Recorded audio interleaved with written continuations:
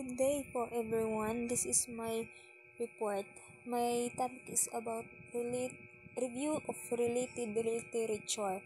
Mao ni siya ang kaning example sa introduction. Ang meaning sa introduction to sa isa ka pikas video kay ta sa akong classmate kay siya ang nag-explain. Mao ni siya ang introduction nga example. So, mao pud ni example sa body. Ang una, di ba ato, introduction, sunod body. So, mao ni ang example sa body.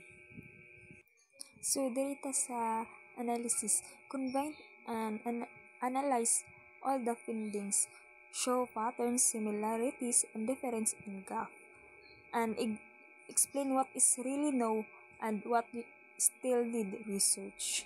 Example, most students agree that social media can benefit learning when used to educational purpose. However, extensive recreational use can reduce concentration and lower academic achievement. Few students have examined newer platforms like TikTok, educating a research gap. Number 5. Summary or conclusion. Summarize the findings for the review. Restate the importance of your topic. Connect the review literature to your research.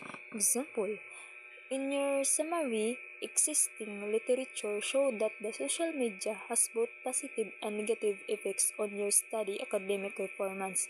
The balance between educational and non-educational use determines in overall impact. Number 6. Reference. List all source used in your review. Usually write in APA, MLA, or Chicago citation style. So, mao ni ang example sa reference na siya pangalan ug kanus siya nga tuig. Nya daghan ta diri og mga example nga makita nga naagi mga pangalan og year. So, kinahanglan naagi tay reference para dili ta makasuhan. Kay kung dili ta magbutang og kaning reference basig kasuhan ta nila nga nag-copy paste ta sa ilahang gikuha nga mga idea. So diri ta sa sample of report outline. Kintahay pabuhaton ta og RRL ang title, The Impact of Social Media on Academic Performance of High School Student. So, did yun nato ni isunod-sunod ning unom ka buok para organize siya og nindot kaayo tan-awon. Ang dali ra pud siya masabtan kay naka-organize naman siya daan nga nagpasunod-sunod. Maura to, thank you for listening.